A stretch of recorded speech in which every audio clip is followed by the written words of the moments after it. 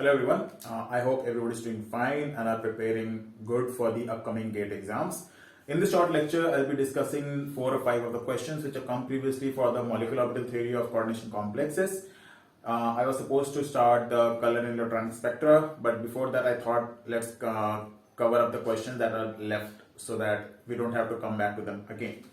So not many questions have come previously, and most of the questions that used to come from this part was long back, like till 2016 there were straightforward questions. After that there were no straightforward questions. So to start with, we have a question from June 2012. The question says, okay, the d pi and d pi star types of donation of electrons from metal to ligand is shown by.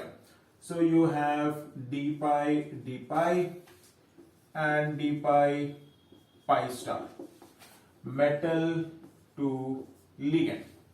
What are the options? The option says halides, alkanes and halides. Alkanes would mean CH3 minus, halides would mean X minus.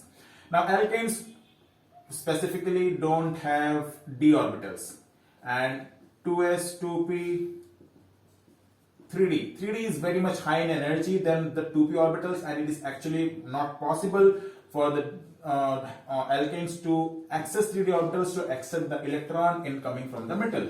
So this is not possible. Let's look at option number C. For X minus, that means for halides, halides don't have pi star, so that is also not possible. Then you have halides and cyanides.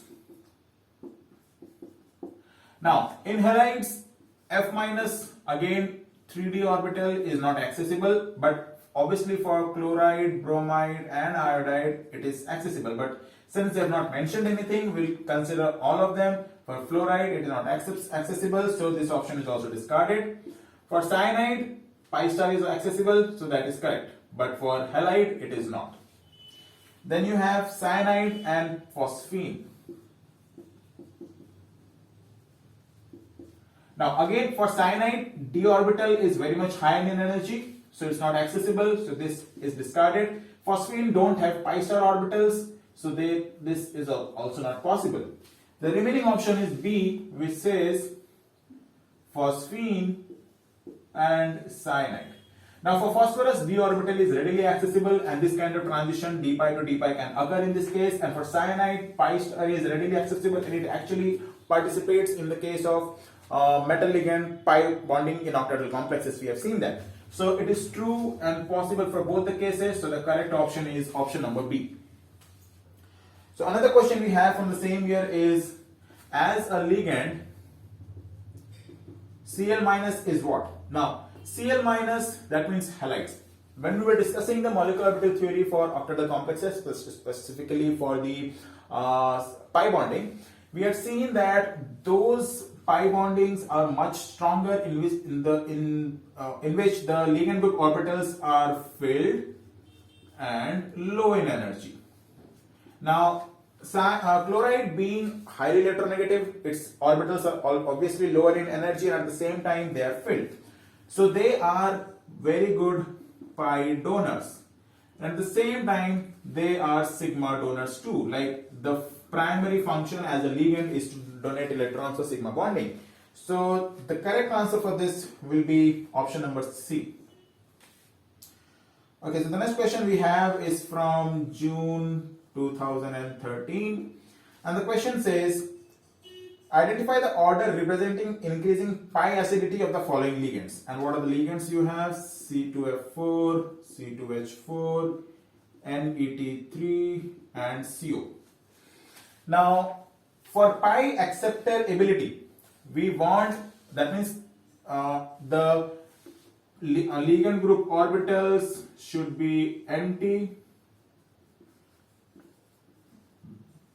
and high in energy, which is obviously the case of carbonyl. We had seen that in our last lectures. So the carbonyl will have the best pi acceptability, followed by NET3. Now NET3 does not have any pi star orbital, so it's not very easy for it to access the sigma star in order to do pi bonding, and it's also not very feasible also. So in the absence of that kind of an orbital, it will be the least for this. Now followed by C2F4 and C2H4. Now C2H4 will be slightly lower than C2F4. And the reason for that being, since C2F4, because of the fluorides, all the energies of the orbitals are lowered a bit, and it becomes a better acceptor as compared to the other ones. Okay. See, as I already told you, it should be higher in energy and it should be empty. So higher the energy of the pi star orbitals, more is the acceptability in the metal to ligand pi bonding, and that will be better for C2F4 rather than C2H4. So the correct option for this will be option number D. Okay, so the next question we have is from June 2014, and the question says, the maximum bond order obtained from the molecular orbital of a transition metal dimer formed as a linear combination of d orbitals. Now there are 5 d orbitals. Now it's possible for all the 5 d orbitals to undergo bonding with another atom, 5 orbitals of the other atom, and actually form 5 bonds. So in that case, the bond order will be 5. So the molecular orbital diagram looks something like this, and obviously in this case the maximum bond order will be 5. The bonds are sigma, pi, pi, delta, delta. I think just recheck it, but this is the case of rhenium 5 bonds. Okay. Now, okay, so pi bonds occur by the sideways overlap of p orbitals. Delta bonds occur by the sideways overlap of let's say the d orbitals, like this. And it's possible mostly for the lower d metals, lower d block metals, not the 3d or 4d ones. So this is possible. So the answer to this will be option number C. And the last question we have is from December 2016. The question says, the HOMO to LUMO electronic transition responsible for the observed colors of halogen molecules. Now in halogens like F2 or Cl2, what is the molecular orbital diagram we have?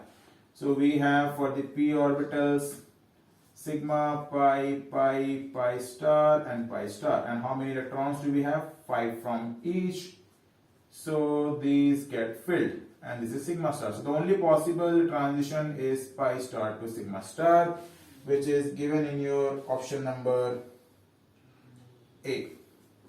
So that's all the questions that I wanted to discuss, that were there to discuss from molecular orbital diagram of coordination complexes. I understand the last question is not from the molecular orbital diagram for that, but I was going to anyways discuss in the coming lecture of color electron spectra, so it's better we covered it up here. Okay, so that's all I had. In the next lecture, I'll start with the color and electronic spectra, and specifically I'll be discussing the types of transitions that are possible in coordination complexes which lead to some kind of spectra.